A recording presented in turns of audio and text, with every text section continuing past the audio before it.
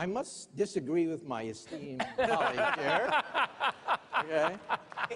First of all, let me say that science is the engine of prosperity. From steam power to electricity to the laser to the transistor to the computer. That's not true. We're That's talking technology. about, hey, can I have my, okay, sure. You had your say, let me have my say. Yes. However, the information revolution has a weakness, and the weakness is precisely the educational system. The United States has the worst educational system known to science. Our graduates compete regularly at the level of third world countries. So how come the scientific establishment of the United States doesn't collapse? If we're producing a generation of dummies, if the stupid index of America keeps rising every year, just watch network television and reality shows, right? How come the scientific establishment of the United States doesn't collapse? Let me tell you something. Some of you may not know this. America has a secret weapon. That secret weapon is the H-1B. Without the H-1B, the scientific establishment of this country would collapse. Forget about Google. Forget about Silicon Valley. There would be no Silicon Valley without the H-1B. And you know what the H-1B is?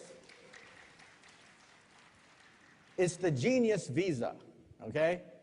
You realize that in the United States, 50% of all PhD candidates are foreign-born?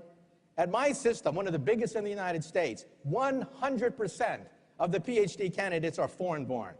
The United States is a magnet sucking up all the brains of the world, but now the brains are going back. Right. They're going back to China.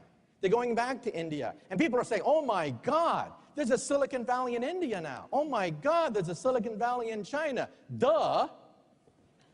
Where did it come from? It came from the United States. So don't tell me that science isn't the engine of prosperity. You remove the H-1B visa and you collapse the economy. In Wall Street Journal, editorialized against a congressman who wanted to ban the H-1B, saying they'll take jobs away from the American people. The Wall Street Journal said, look, there are no Americans who can take these jobs. These are at the highest level of high technology. They don't take away jobs from Americans. They create entire industries. And so that's why we have an Achilles heel, and that's the educational system. And again, sociology majors are not necessarily going to be the ones determining the future of Silicon Valley, but physicists, engineers. We need more of them, not less. The irony is,